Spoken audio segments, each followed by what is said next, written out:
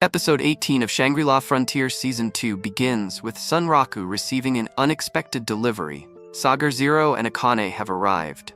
Confused, Sunraku asks how they got there, and Akane explains that she was simply enjoying the view by the ocean when suddenly, a unique scenario request appeared before her. Without giving it much thought, she accepted it, and before she knew it, a group of delivery men arrived, stuffed her into a barrel, and transported her to Sunraku. This explanation puzzles Sunraku. After all, he was the only one who accepted the unique scenario request. That's when Sagar Zero chimes in, saying she suspects this happened because they are still part of the same temporary party. Sunraku suddenly remembers that during their fight against Lagakan, they formed a temporary party, and since he was the party leader, the request he accepted must have also been sent to the other members. By accepting the notification, Akane and Sagar Zero inadvertently got transported to the unique scenario. Now that they're here, Sunraku doesn't want them getting involved in unnecessary danger. Without revealing the truth, he asks Rooster and Moto to escort them away, making it seem like a natural decision rather than a mistake. Rooster and Moto agree, ready to take them back. The scene shifts to a flashback, showing Sagar Zero in a meeting with the Shorts Wolf clan when she received the unique scenario request. The deliverymen arrived, shoved her into a barrel, and transported her to Sunraku, just as they had done with Akane. Returning to the present, Sunraku and his crew board a ship under the command of the great pirate Stud, embarking on their journey to locate the legendary ghost ship, the Crying Innsman. As they sail, Sagar Zero recalls an encounter with an NPC on another ship who described the terrifying monsters lurking aboard the ghost ship. These creatures are said to resemble decomposing human corpses merged with rotting fish. Even as the NPC recounted his tale, he was visibly shaken.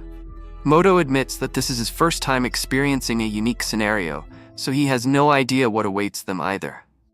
After a long voyage, a pirate crew member alerts Captain Stud, prompting him to use his spyglass. His eyes widen as he spots a massive black cloud ahead and announces that they have arrived. As they get closer, it becomes evident that their encounter with the ghost ship is imminent.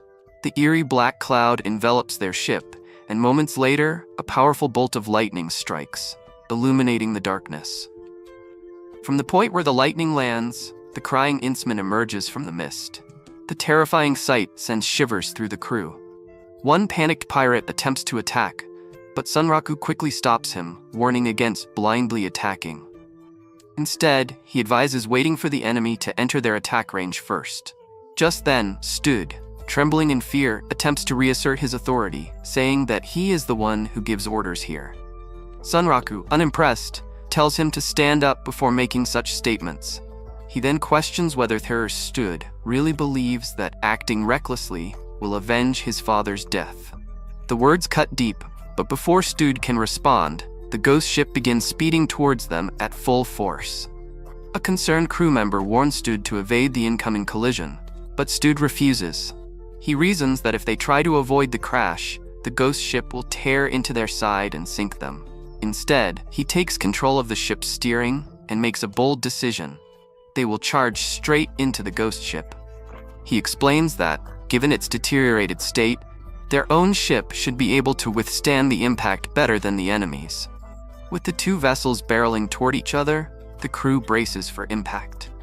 Sunraku, however, takes extra precautions by tying himself to the ship to prevent being thrown overboard. Finally, the two ships collide with a thunderous crash. The impact shakes everyone on board, but they manage to hold on. However, the real battle begins as monstrous creatures spill out from the ghost ship onto their deck.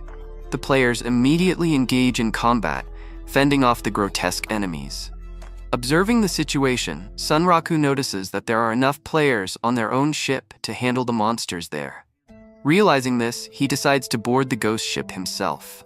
As he moves toward it, a horde of monsters blocks his path. Before he can act, Rooster steps in, declaring that if Sunraku wants to reach the ghost ship, they will clear a path for him. At that moment, Moto joins in, and together, they unleash powerful attacks that send the monsters flying.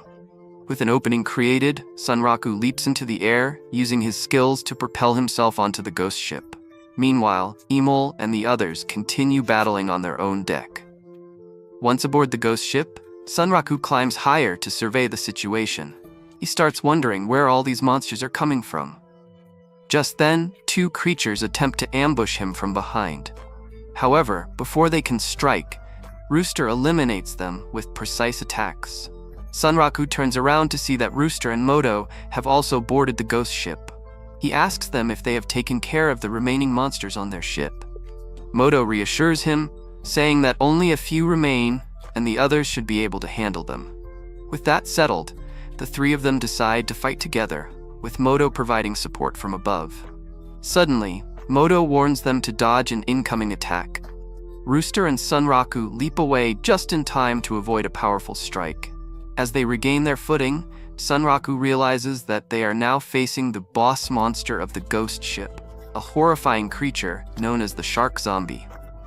Meanwhile, on the other side of the battle, Sagar Zero is struggling against the relentless monsters. Although she, Akane, and their allies manage to kill them, she finds herself at a disadvantage.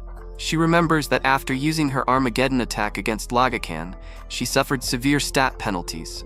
As a result, both she and her equipment have had their stats halved, making her significantly weaker. Worse yet, she can't even use her special attacks. Back on the ghost ship, Sunraku and Rooster prepare to fight the shark zombie. However, in an unexpected move, Sunraku suddenly picks up Emil and throws her towards Moto. Emil panics and protests, but Sunraku assures her that he has complete faith in her abilities. He reminds her that she mastered the Super Emil cannon against Outer Dragon, so she can handle this. Emil, exasperated, insists that she has no recollection of that event. Nevertheless, Moto catches her, preventing her from falling.